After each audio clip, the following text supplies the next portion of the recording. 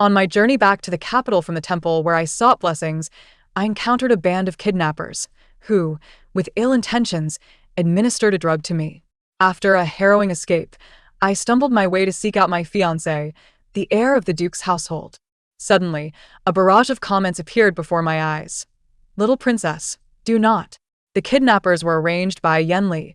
He despises you for being a lowly merchant's daughter and intends to cast you into the lair of kidnappers to tarnish your virtue, thus seeking a legitimate reason to annul our engagement. This vile man, with his malicious schemes, will not only welcome you with open arms, but will also feel profoundly humiliated afterward.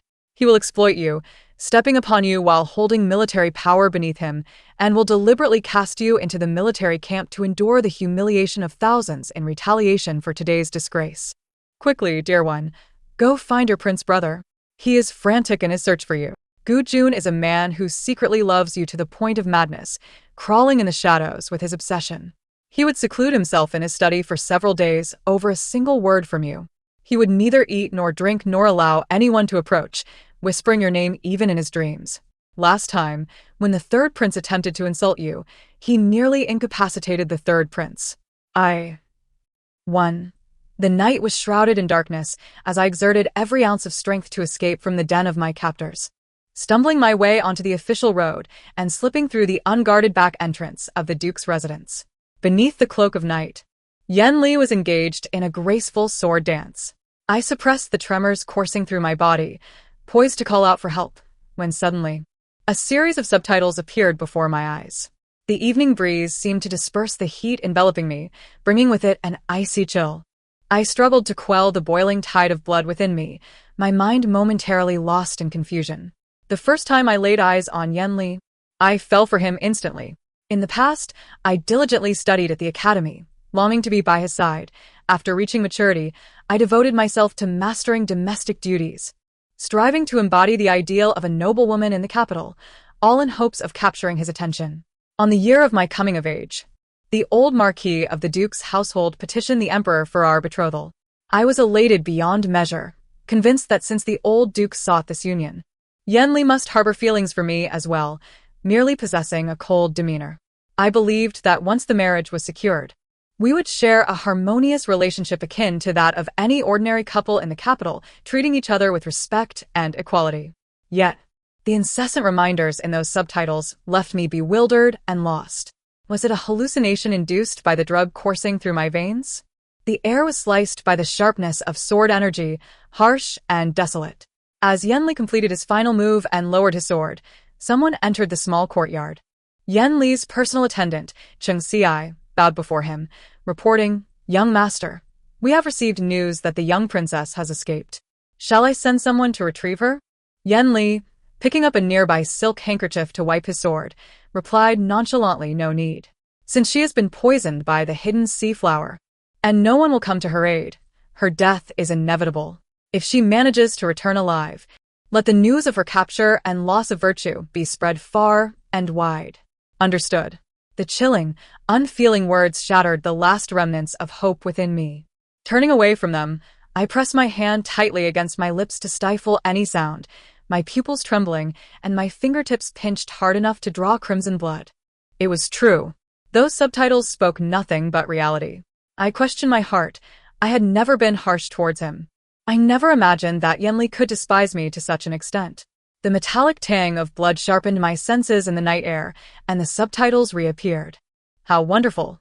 The young princess has finally seen Yenli's true colors. Don't cry, dear. Who hasn't encountered a few scoundrels in their youth? Just keep your eyes wide open next time. Cast this scoundrel aside. Toss him aside. Sweetheart, why are you dawdling? Hurry and escape. Seek your prince brother's help. For now, I must leave this place. After Yenli departed, I hastily made my way to the back door.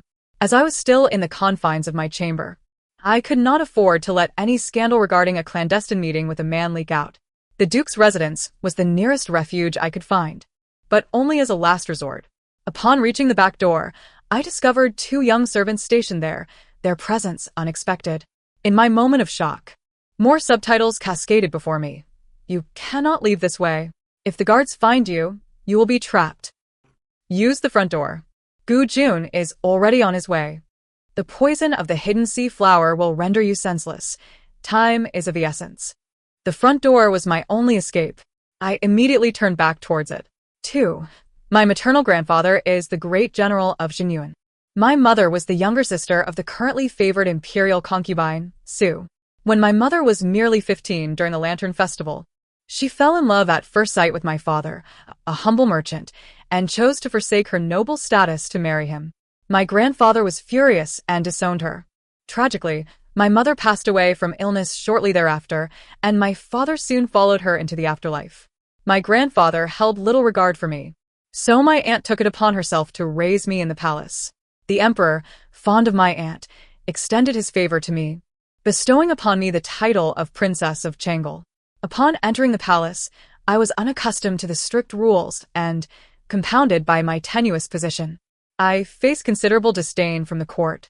In the great Zhao dynasty, merchants were looked down upon, from the lowly servants and eunuchs to the high-ranking consorts and princes.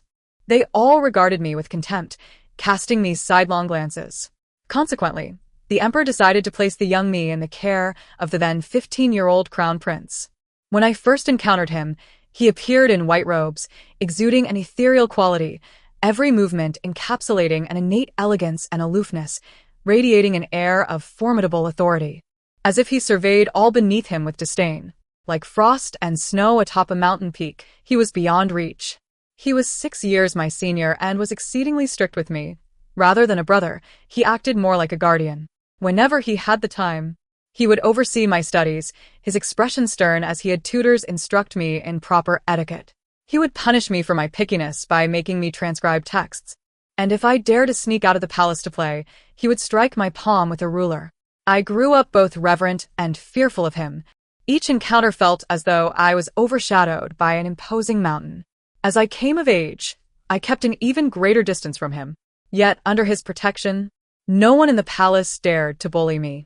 However, could the aloof and unblemished Crown Prince Gu Jun truly be affected as those subtitles suggested, unable to sleep at night, dreaming of my name, and punishing his brothers for my sake? I could not fathom it, nor dare to believe it.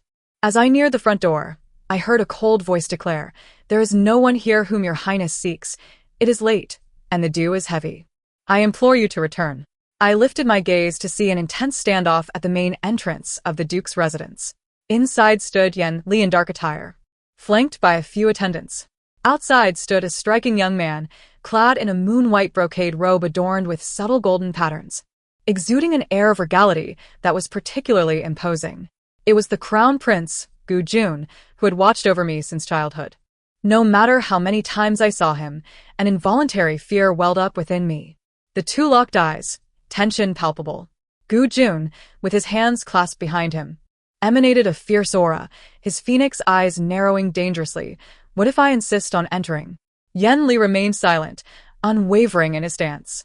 In a moment of reckless abandon, I dashed toward the entrance, trembling as I called out, "Crown Prince brother." 3. The crowd was taken aback. Yan Li's expression shifted to one of astonishment. Gu Jun's brow furrowed, and he extended his hand to catch me. The refreshing scent of sandalwood enveloped me as I felt the coolness of his presence. Unable to resist grasping his hands, nuzzling against him, my voice breaking with a sob, "Crown Prince brother." The subtitles erupted. "Ah, yes. Embrace him. Make him face the consequences of his cold demeanor. The young princess is quite the strategist. How can the crown prince withstand this?" Gu Jun's hands trembled slightly, but he soon recognized my distress. He gazed intently at my flushed cheeks, his cool voice like pearls falling softly into my ears. "Little Jiur, what troubles you?" I clutched his sleeve, beads of sweat trickling down my forehead, softly pleading, "Crown Prince brother, please take me away from here." "Very well." Without a moment's hesitation, he swept me into his arms and turned to leave. "Wait." Yan Li's gaze fell upon me cradled in Gu Jun's embrace, his brow tightening as he coldly interjected, "The one in his highness's arms is a member of the duke's household. You cannot take her." As his words echoed, a group of armed attendants led by Qing Xi surrounded Gu Jun and me. A glint of coldness flashed in Gu Jun's eyes, a powerful aura enveloping him. "Yan, young master, you possess remarkable audacity. Do you wish to defy the crown?" "I would not dare." Yan Li's lips curled into a slight smirk. How about we let her choose for herself? Will she go with you, or will she remain here? Gu Jonas gaze faltered momentarily. His usually composed demeanor betraying a hint of stiffness. This is infuriating. Can this scoundrel not just vanish? My heart aches for the crown prince. He must feel he will not be chosen by the young princess. I can hardly bear to imagine the heartbreak that would have ensued had the little princess not turned in time. Only for Gu Jun to arrive and witness her in an intimate embrace with that scoundrel in the courtyard, burying my face in his chest. I desperately sought to absorb the coolness emanating from him to quell the fire within me, trembling yet resolute as I declared, all I desire is my royal brother. 4. Gu Jun's tightly pressed lips gently formed an imperceptible curve, akin to pristine snow blossoming, dazzling my eyes. In the next moment, he tilted my face towards his chest with a single hand. From behind, the sound of concealed weaponry echoed, suggesting someone had collapsed, prompting a guard to exclaim, Cheng Xiai. Gu Jun cast a cold, piercing glance at Yan Li, his voice icy and foreboding. To deceive the sovereign is a capital offense. Young Master Yan, do you wish to continue? Yan Li's expression shifted slightly. With me in his embrace, Gu Jun strode towards the carriage, and none dared to impede our passage. The carriage proceeded slowly. Inside, I felt a restless heat, as if my entire being were set ablaze. Unable to contain my discomfort, I clung to the man beside me, believing that only Gu Jun's warmth could provide me solace. I feel so hot, I murmured. I helplessly called out to him. Gu Jun's gaze was profound, fixed upon me. He did not move, yet neither did he push me away. That foolish man must be reveling in his fortune. This is the first time the little princess has so openly sought his affection, all while maintaining her composure. Do not think I did not notice his lips curve slightly. Humph. Surely, if no one were watching, his lips would be raised to the heavens. It hurts. My hand wandered aimlessly over the man's chest, gradually moving downwards. At that moment, a large hand suddenly grasped my wrist firmly, pulling me into the cool embrace of his chest, reminiscent of soft snow. The reflection of my figure shimmered in his eyes, his voice huskier than usual. Little Joer, who am I? I could barely speak through my tears. You are my royal brother. His gaze deepened further. I leaned closer, almost brushing my lips against his. Yet, just as I felt the urge to kiss him, he would always tighten his grip on my waist, pulling me back slightly. My eyes brimmed with tears, a sense of grievance turning the corners red. In frustration, I smacked his shoulder. How could he be like this? His gaze was denser than the night outside. Have you seen clearly? Yes. No regrets? No, come on. What are we waiting for? Even now, he still teases the little princess. Dear friends, he is such a rogue. Hurry up. Finally, he lowered his head, pressing his lips against mine. I greedily inhaled his breath, feeling every inch of my skin come alive with delight. The atmosphere in the carriage grew chaotic and heated. After a kiss, Gu Jun lifted me as if the world around us had vanished, striding into the East Palace's sleeping quarters. He dismissed everyone and then pinned me against the desk, his soft lips teasing my earlobe, causing me to tremble and shrink away. He leaned closer, whispering with a wicked grin, Little Joer, tell me, what do you desire? My heart raced, Gu Jun's lips dancing in my vision, his collarbone pale, his Adam's apple pronounced, exuding an irresistible allure. Grasping the fabric of his chest, I could no longer hold back and cried out, I want you. The surrounding subtitles suddenly multiplied. In my dazed state, the last line I saw was, what the heck? Why did the screen go black? Is there something my esteemed VIP membership cannot view? I shall report this to the authorities.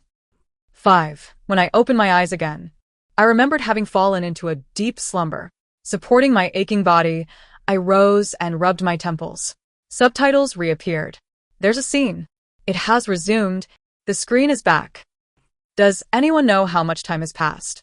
It seems like 3 days. Wow, Gu Jun is impressive. Just 3 days. Just 3 days? I almost felt as if I were on the brink of death. Memories of the past 3 days began to surface. During this time, I had truly felt the depth of Gu Jun's affections for me, overflowing and fervent. But when did it all begin? The palace attendants entered upon hearing the noise, bringing hot tea and pastries, bowing as they announced, the little princess has awakened? His Highness has gone to court and will likely return in about an hour. I responded with a soft acknowledgement. Subsequently, the attendants prepared warm water for my bath. A quarter of an hour later, just as I was still contemplating how to face Gu Jun, he returned from the palace. Clad in a golden robe embroidered with four-clawed dragons, he appeared even more distinguished and noble.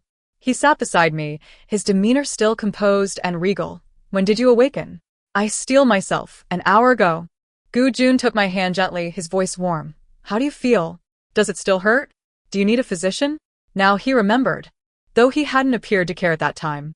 A faint blush crept to my ears as I replied, It's nothing. His gaze fell upon the flush at my ears.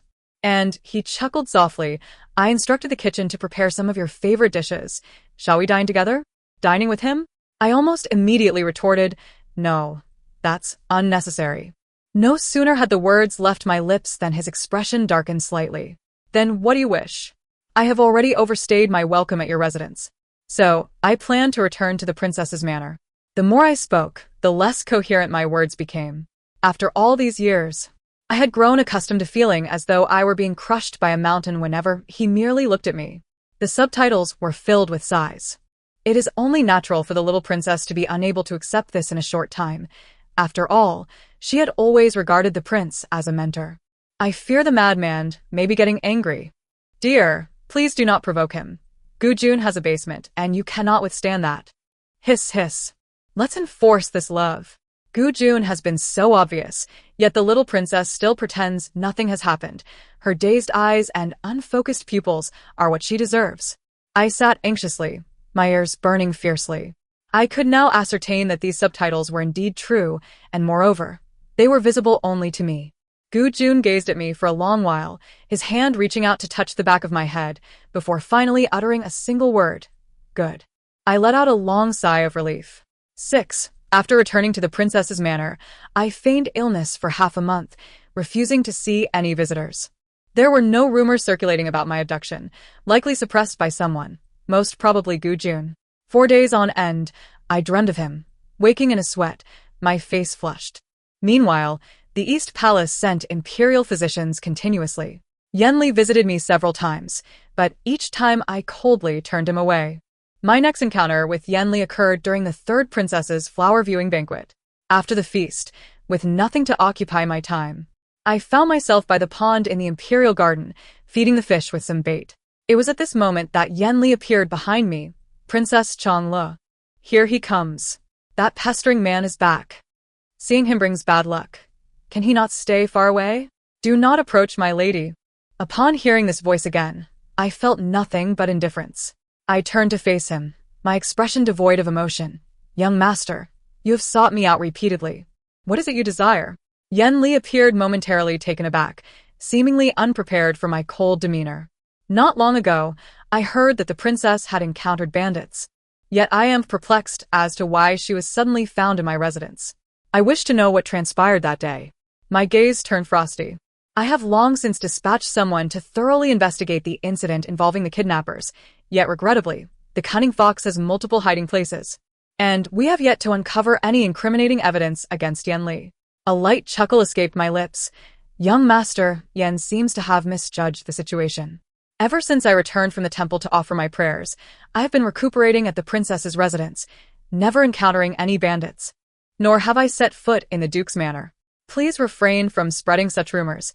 If word gets out that this princess has yet to marry but is secretly meeting with men, it would tarnish my reputation. Yenli was momentarily taken aback. I had no desire to continue this pretense with him. I cast the last of the bait into the lake and was about to depart when a familiar deep voice resonated. I had no idea that the imperial garden was so lively today. In my line of sight, a man dressed in a dark, patterned robe strolled leisurely towards us. In the springtime peach grove, the vibrant blossoms accentuated his ethereal beauty, rendering him akin to a celestial being. Meeting Gu Jun's gaze, the memories I had been evading for the past 3 days surged forth in an overwhelming tide. My heart raced, my breath faltered, and I found myself hesitant to look at him. Yenli greeted Gu Jun, Your Highness. Gu Jun, however, did not acknowledge him, his piercing gaze fixed on me. Little Jewer mentioned the other day that she caught a chill and should not meet guests, yet it seems my physician is inadequate. Perhaps young Master Yen possesses better skills in tending to her. I lowered my head, carefully contemplating my words, when Yenli interjected, "Your Highness, please do not blame the princess. It was I who specifically invited her today to discuss the matter of our engagement by the lakeside." I was taken aback. The comments flooded in, berating him. Who understands this shameless man? The little princess is truly finished. Little treasure, may you seek blessings. Reasoning with such a lunatic is futile. Oh. Gu Jun's expression remained unchanged. Have you come to an agreement then? Yen linudda. Since you have reached an agreement, young Master Yen may take his leave. Gu Jun cast a cool glance at him, his eyes devoid of warmth. I have pressing matters to discuss with Princess Changlo. Yen Li's gaze flickered over me, ultimately bowing his head in reluctant submission. As you wish. Behind Yen Li appeared a barrage of comments. In simple terms, he wants it both ways, seeking to marry the little princess to gain greater power, while feeling that marrying a merchant's daughter would be a disgrace. He's utterly despicable. He doesn't care for the princess, but wishes for her attention, feeling uncomfortable when she remains indifferent. The comments were too numerous and dense, leaving me momentarily dazed, unaware that the man's brisk presence had already approached me. In the next moment, Gu Jun suddenly clasped my waist with one hand, pressing me against the stone wall of the garden, his eyes shadowed with an inscrutable darkness, yet his voice remained as gentle as ever. Little Jewer, whom were you just watching? With my back against the stone wall, I snapped back to reality, a flicker of panic crossing my features. Why, Your Highness? Gu Jun's long fingers toyed with a strand of my hair. So you were discussing an engagement with Yenli? I wasn't. The pressure radiating from his gaze was overwhelming. In a moment of desperation, I quickly responded, Yenli is lying. I merely came at the invitation of my third sister for the flower viewing banquet. Furthermore, it was Yenli who orchestrated the kidnapping. I fought to escape from the bandits and entered the Duke's manor seeking evidence related to him. How could I still entertain thoughts of marriage? The one who treats me best in this world is none other than you, Your Highness. Gu Jun's keen eyes narrowed as he leaned closer until our foreheads touched. Do you truly speak the truth? Absolutely. I affirmed. Gu Jun scrutinized me intently for a long moment, then a faint smile graced his lips as he whispered in my ear, Today, I instructed the chef to prepare several dishes you have loved since childhood. Would you honor me with your presence? I dared not refuse. Trembling, I replied, All right. As night fell, the crescent moon hung low. In the eastern palace, Gu Jun and I sat facing each other. The table was laden with my favorite dishes, for he had raised me and knew my preferences intimately. Observing me lost in thought, he placed a piece of shrimp before me. Try this. I brought it to my lips. How does it taste? Delicately crisp and succulent. It is exquisite.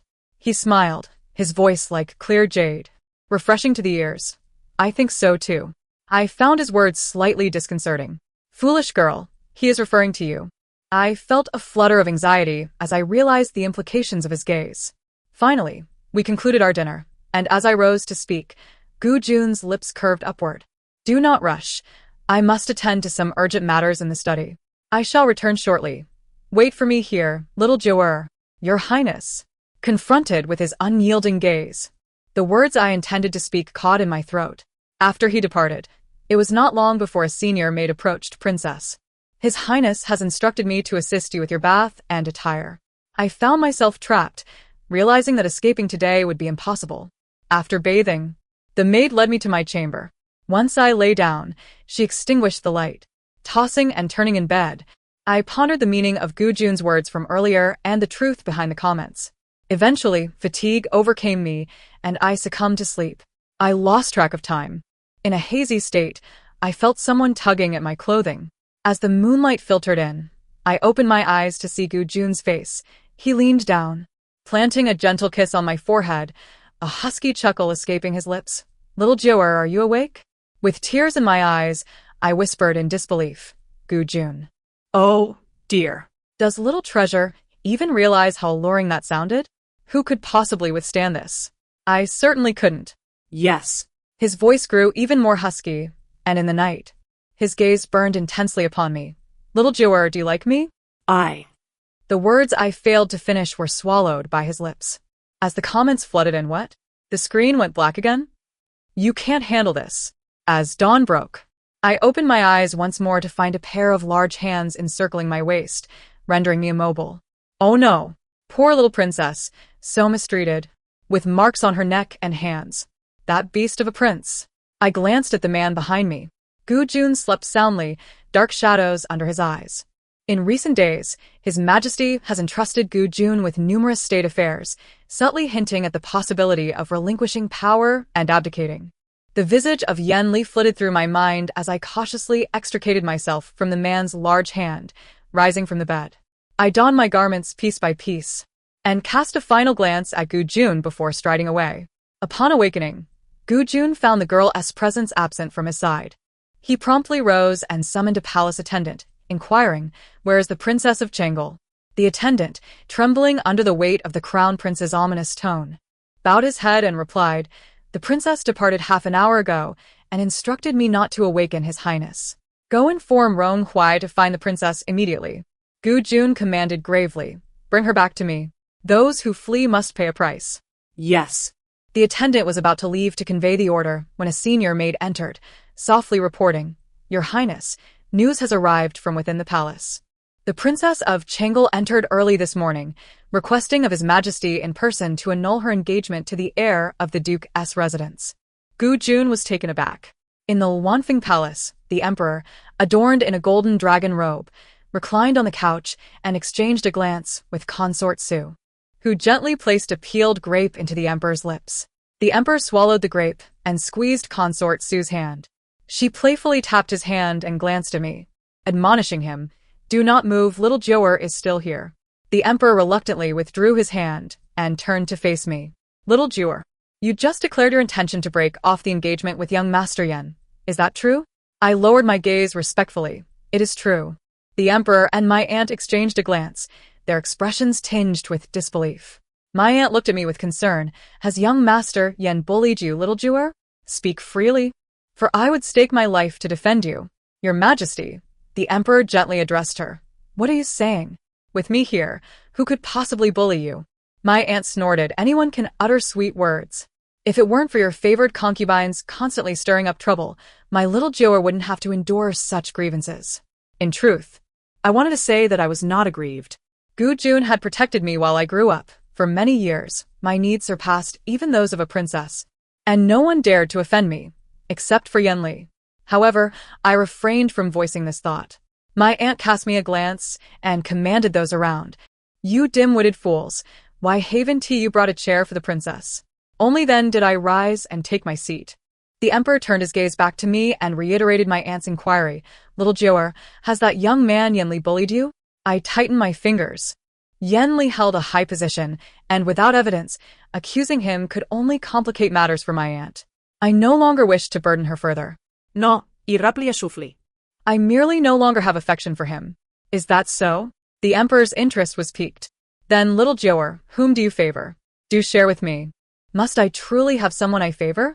At that moment, a palace attendant entered to announce, "Your Majesty, the Crown Prince requests an audience." The emperor raised his hand. Shortly after, a man clad in a dark brocade robe entered with a composed demeanor, and as he passed by, I felt a powerful gaze fixate upon me.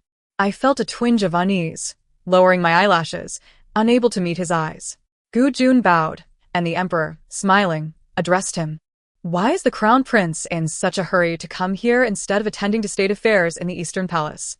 "Father," Gu Jun replied in a low voice, "I have come regarding the matter of Changel." Oh. The emperor's lips curled slightly, his gaze drifting towards me. "What is it?" Gu Jun spoke in a cool and detached tone. "I have ascertained that the incident involving Changel's abduction by bandits half a month ago was orchestrated by young Master Yen Li of the Duke's residence." What? My aunt's countenance changed abruptly, rising in anger, her eyes reddening as she looked reproachfully at the emperor. The emperor grasped her hand in a gesture of comfort, then turned to Gu Jun. "Do you have any evidence?" Gu Jun replied, "The bandit lair has been dismantled by me, and I spared the second in command, who has confessed the truth." The emperor furrowed his brows, pondering. Why would Yen Li do this? This engagement was initiated by his father. What other reason could there be? My aunt interjected indignantly. "He merely looks down upon little Joer's background." The late Duke sought your Majesty's favor to arrange this marriage precisely because you cherished little Jeor. Thus, the Duke's actions were intended to curry your favor. Yet, his son scorns her and resorts to such vile acts behind the scenes. If little Jeor's reputation is tarnished, not only will she be doomed to a life without marriage, but she will also be subjected to the scorn of the people and nobility of Dezhou for all her days. How could I face my sister then? Truly, what a wretched Duke's residence. What a cruel young Master Yen, willing to destroy a girl's most vital virtue simply due to her lineage. Such a family is utterly unworthy of my little Jeor. Your Majesty, my aunt knelt before the Emperor, her voice breaking with emotion. I beseech you to annul the engagement between little Jeor and Yen Li. My little Jeor has been my treasured jewel for 16 years. She shall never marry such a man. Remarkable. My aunt's fighting spirit is fearsome. How admirable. I quickly rose and knelt alongside my aunt. The Emperor, seated high above, stroked the jade on his thumb, his expression inscrutable. The Wanfeng Palace fell into a heavy silence, the air thick with tension. I thought he must be grappling with an incredibly difficult decision. The late Duke was a founding minister, having grown up alongside the Emperor, sharing the burden of establishing this realm. Such bonds were profound and not easily overlooked. After what felt like an eternity, the Emperor glanced at my aunt's tear-streaked face and sighed. Convey my decree. The engagement between the Princess of Chang'e and Yen Li is hereby annulled. The Duke's title shall be stripped, reduced to a baronage, without hereditary succession. Yen Li is to be demoted to commoner status, stripped of all official titles, and shall never serve in the court again. The attendant acknowledged the command. Yes. Once the attendant departed, the Emperor approached my aunt, assisting her to her feet with a look of tenderness. Do not weep, my dear. I shall fulfill my promises to you. My aunt turned away, clearly ungrateful for his words. In her eyes, the punishment of merely stripping a title could hardly appease the hurt inflicted upon me. Yet, I understood that for the Emperor to make such a decision was no small feat. With red-rimmed eyes, my aunt looked toward me as if she had more to say. But just as she took a step closer, the Emperor drew her back into his embrace. He gestured to Gu Jun, signaling Crown Prince. Why do you not escort Chang'e back? Gu Yu nodded. I too had no choice but to comply. Thus, I departed the Wanfeng Palace. Under the reluctant gaze of my aunt, Gu Jun's figure was tall and upright, his pace brisk. I followed behind at a languid pace, too timid to utter a word. He walked ahead, only pausing occasionally to wait for me when I struggled to keep up. His expression was somber, his aura formidable. I had always felt a certain apprehension towards him. In my heart, he seemed far more severe than the master of the academy, more fearsome than the guards of the prison. I dreaded that if he were displeased, he might strike my palm, though he seldom did. Each instance of his chastisement was quite painful. Upon exiting the palace gates, I momentarily lost my focus and collided with Gu Jun's back, causing stars to dance before my eyes and my eyelids to redden. Gu Jun turned to glance at me, extending his cool hand to gently rub my forehead. After a considerable moment, he finally released his grip and suddenly swept me up in his arms. I gasped, feeling as though he had lost his mind. This was the palace entrance, in plain view of the public. I instinctively buried my face against his chest, desperately wishing that no one had seen us. The palace attendants around us gaped, each too intimidated to look up. Gu Jun cradled me and lifted me into the carriage. Inside was a familiar scene, reminiscent of that day when I implored him in the carriage, unable to bear the longing. I lowered my head, afraid to speak. Gu Jun gazed at me with a piercing clarity. Why did you leave without a word this morning? The little princess should communicate properly. Your elder brother almost went mad when he saw you had vanished this morning. How amusing. He was on the brink of madness. But upon hearing that the little princess had entered the palace to petition the emperor for a divorce, he was utterly taken aback. Oh my, does he dare to be so fierce? Trust me, just kiss him, and this mad dog will bow down to you. A kiss would suffice? Really? I swallowed hard, slowly lifting my gaze to meet the cold, stern features of the man, cautiously inching closer. Gu Jun maintained his icy demeanor, furrowing his brow at me, seemingly curious to see what I would utter. In the next moment, I turned my head and pressed a kiss to his cheek. His eyes flickered, his brow unfurled, and the depths of his gaze instantly thawed, as if winter's frost had melted away, the gentle warmth of spring enveloping me like blooming peach blossoms. Ah. My eyes have been blinded. Gu Jun is too easy to coax. Can he not have a bit more dignity? My ears flushed crimson, and as I prepared to retreat, a large hand suddenly seized my wrist, applying a slight pressure that drew me back into his embrace. The man chuckled softly by my ear. "Little Joer need not hide. Your elder brother the crown prince permits you to kiss him." With those words, he leaned down and captured my lips in a kiss. So sweet, so sweet, so sweet. Em swoonen. The day after returning to the princess's residence, I encountered Yen Li once more. Stripped of his official robes, he donned simple attire and clambered outside the princess's residence to see me. I realized that my feelings for him had diminished. He was now merely a pretender in my eyes. Little Joer, trust me, I did not orchestrate the robbery. To conspire against the princess is a capital offense. My future is bright. Why would I willingly invite ruin? Do you remember that spring banquet when I played the zither and you danced? Back then, you swore you would marry no one but me, and you adored me so. I cannot believe that a person can change so swiftly. Tell me why. The comments flew by rapidly. That scoundrel deserves to die. Why? For your own sake. How disgusting, still pretending at a time like this. He isn't regretting. He has been demoted to a commoner and lost his position. My gaze was indifferent, devoid of sorrow or joy. I too wished to know why you would do such a thing. In all honesty, aside from my fondness for being by his side, I had never wronged him. If he did not harbor feelings for me, he could simply tell me. I would only be heartbroken for a while and would not pursue him further. Why must he craft such a scheme to harm me? Yen Li, staring into my resolute eyes, seemed to comprehend that I would not turn back, staggering back a couple steps. Is it because of Gu Jun? He mentioned Gu Jun, his eyes betraying a hint of malice. Little Joer, if the world were to know. Yen Li, iinterrupta ko uli. The Duke's residence has completely fallen out of favor with the Emperor. Your Yen family must tread carefully to avoid incurring his wrath again. Yen Li fell silent, leaving in disgrace. From then on, the once charismatic young master Yen became a mere idler, indulging in wine and revelry, stripped of his former vigor. And I, after 3 months, finally understood the source of his resentment. He not only looked down on me but also harbored hatred for Gu Jun. Yen Li was the son of the benevolent consort from the previous dynasty. The former emperor was foolish, and the current emperor rose to power with the Duke's support. The old Duke, feeling unappreciated for only being granted the title of Duke after conquering the realm, had harbored ulterior motives. He adopted the son of the former benevolent consort, intending to use him as leverage against the emperor, ready to rebel at any moment. Furthermore, Gu Jun's mother, the late empress who died due to complications from childbirth, had killed the last emperor in front of Yen Li during the coup. Yen Li despised the empress and loathed Gu Jun even more. Yet, given his current status, he could not act against Gu Jun. Therefore, he instructed the kidnappers to destroy me, hoping to inflict unbearable pain on Gu Jun. All of this was uncovered when Gu Jun meticulously investigated the kidnappers that day. It was only today that the incriminating evidence against the Duke's residence was gathered. Upon learning this news, the emperor was furious and summoned the old Duke to the court. It is said that the two conversed privately for a long while. When the old Duke exited, he was in tears, repeatedly bowing in reverence before the court, only to ultimately collide fatally with a pillar in the Hall of Supreme Harmony. As for Yen Li, he was served poison wine.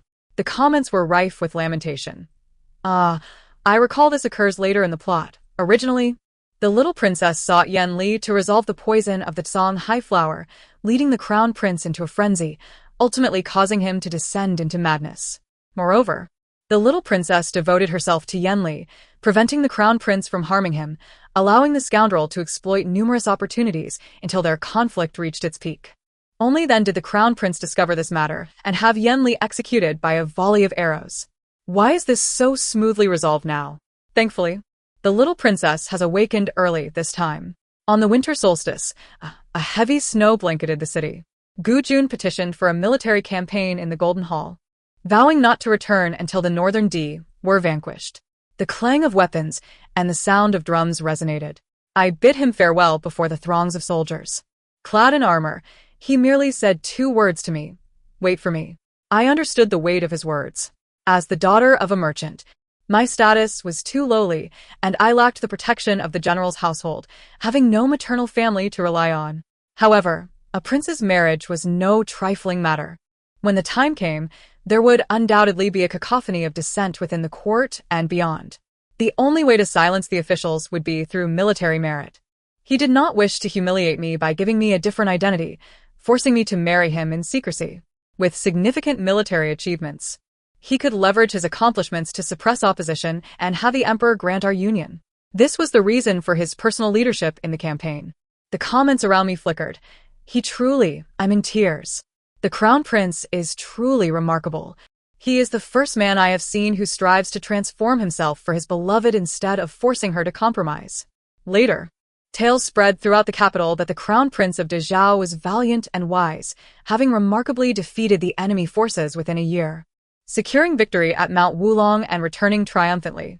On the day of his return, the citizens lined the streets to welcome him. I watched him from a tavern in Chang'an. Just a year apart, he had grown leaner, his skin darker, yet he appeared even more steadfast and formidable. In the Golden Hall, the emperor was exceedingly pleased and inquired what reward he desired. Initially, the emperor merely asked out of casual curiosity, for he was already the heir apparent.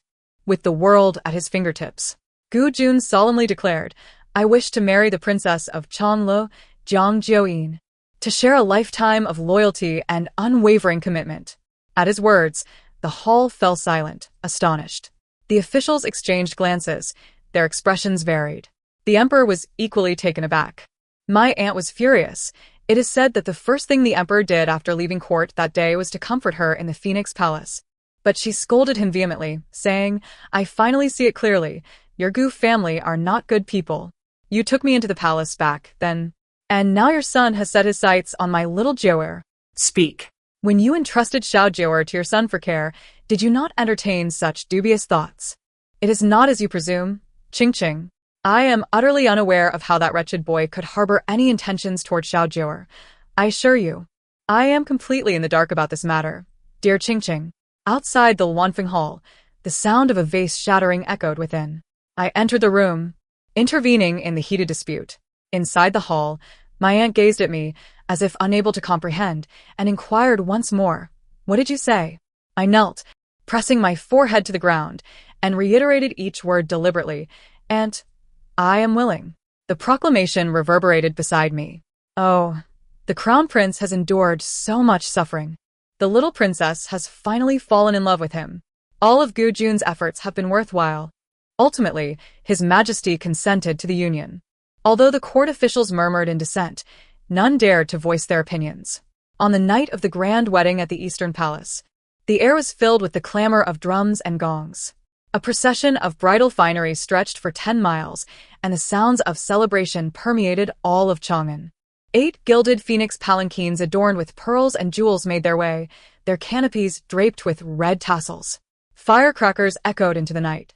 The dragon and phoenix candles burned brightly, and Gu Jun, slightly intoxicated, entered the bridal chamber. With a smile gracing his features, he lifted my red veil and brushed his fingertip across the vermilion at the corner of my lips. His dark eyes shimmered with a glint of moisture as he spoke in a hushed tone. "Xiao Jior, you look exceptionally beautiful tonight." I lowered my gaze, remaining silent. The man chuckled softly and reached for the nuptial wine. Just as he was about to drink with me, I suddenly parted my lips, saying, "Wait." Guyun asked. "What is it?" I bit my lip gently, fixing my gaze on him, and summoned the courage to declare, "I want to establish 3 rules with you." Gu Jun paused, laughing lightly. "Let us discuss it after we drink this wine." No, he firmly rejecta.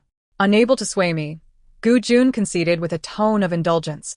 "Very well, Xiao Jior, speak your mind." I took a deep breath, holding up 3 fingers, and solemnly began. "First, you shall not scold me. Second, you shall not punish me by making me copy texts. Third, you shall never strike my palms." The atmosphere shifted. Gu Jun's deep gaze remained fixed upon me, his eyes twinkling with a hint of amusement. After a lengthy pause, a low chuckle escaped his throat as he playfully tapped my forehead. "Very well, from now on." I shall hit Xiao you are as vicious. A satisfied smile finally graced my lips. After we finished the nuptial wine, The bridal curtain fell. The room was filled with enchantment. The story concludes here. Thank you for listening, and we shall meet again in the next tale.